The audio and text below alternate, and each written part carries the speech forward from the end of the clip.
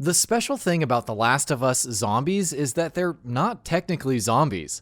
Functionally and effectively, that's what they are, but the infected have a few wrinkles that make them different from your typical zombies, and that contributes significantly towards setting this entire universe apart from the sea of zombie-infested stories across all multimedia.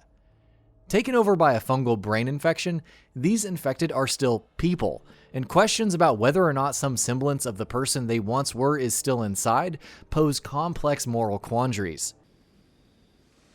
Those things out there. What if the people are still inside? What if they're trapped in there without any control of their body? Scared of that happening to me. Whether or not The Last of Us will ever answer those questions remains to be seen. Frankly, one of the best parts of its stories is that it leaves those answers up to its audience to figure out. But thinking about this stuff is still a fascinating mental exercise. The source of that infection in the game is the Cordyceps Fungus, and though The Last of Us doesn't ever tell us where that came from and how the whole outbreak started, which is something else that helps set it apart from regular post-apocalypse stories, there's still plenty it does tell us about it. The story of how Naughty Dog even came up with the idea for the Cordyceps virus is well known by this point. The idea came to The Last of Us co-creator and co-director Neil Druckmann when he watched a BBC documentary about a fungal infection called Ophiocordyceps unilateralis, which slowly takes over ants and arachnids with growths all over their brains and ultimately kills them. In the world of The Last of Us, the Cordyceps fungus, which cannot actually infect humans in real life, was mutated by an unknown virus and turned into a deadly plague that rapidly decimated the global population. Newspaper clippings in the early sections of the game suggest that the Cordyceps virus spread to humans from infected crops in South Africa, Central America, and Mexico, leading to many companies voluntarily recalling their food products. But the specifics of the outbreak are unknown. That part doesn't really matter, after all. While the game never explained the origins of the virus, it did explain other things in great detail, such as how people get infected and what happens once the virus takes over a host. Given that the infection is a fungal one, people can get infected if they breathe in spores of the Cordyceps fungus, which has become extremely prevalent in the world of The Last of Us many years after the outbreak. Of course, the infection can also be spread through bites. So, is there any cure or vaccine for the virus? Well, no, that's kind of the whole point of a post-apocalypse story. Some are immune, Ellie of course is one of them, and we can only assume that there have been some others out there who are also immune but might be unaware of their immunity. But in all the years since the outbreak, no cure or vaccine has been discovered. Left Behind suggests that promptly amputating the part of the body that was bitten by an infected might prevent further infection, but that is not conclusively proven either, since the amputee in this case bleeds out and dies in an air duct. Those who fall victim to the infection go through several stages. Within 2 days of infection, at most, victims or hosts enter stage 1, where the fungus begins taking over their brain. They lose higher brain functions and become driven by aggression. Some part of the person is still in there, and that part tries to fight the infection, to no avail. In this stage, the infected are known as runners, hyper-aggressive, fast, and erratic. These look pretty much like your regular zombies.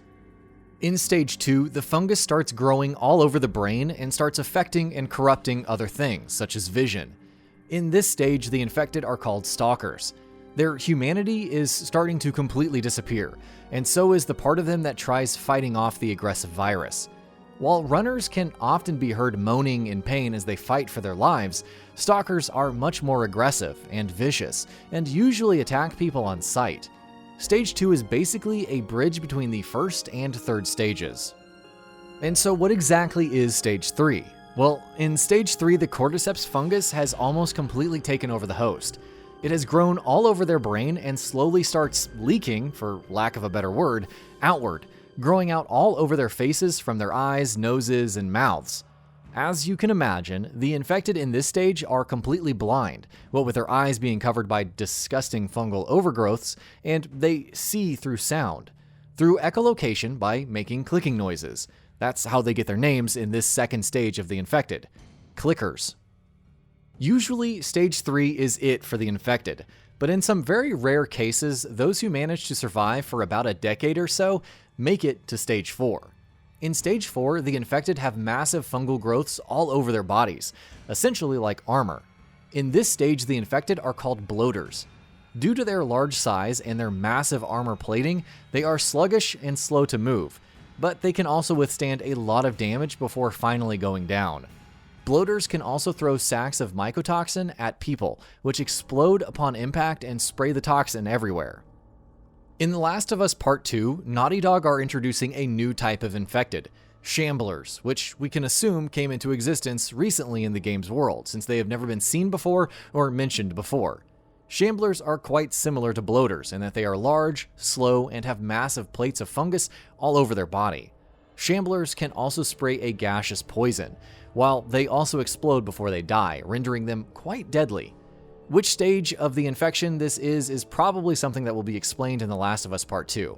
It sounds like a variation of Stage 4, but it could be something else entirely.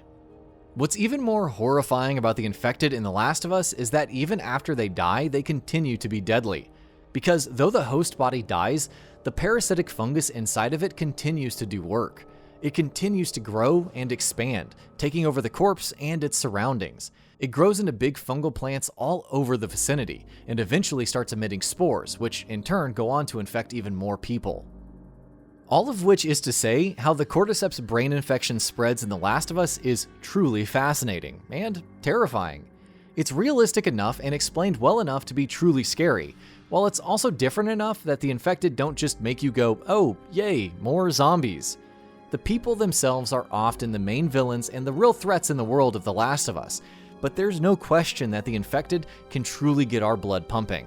And we're definitely looking forward to getting scared stiff by even more of them not long from now. And that about does it for this video. If you enjoyed what you watched and want to see more from Gaming Bolt, you can always hit that subscribe button and turn on the bell icon next to it. That way you will never miss any of our videos.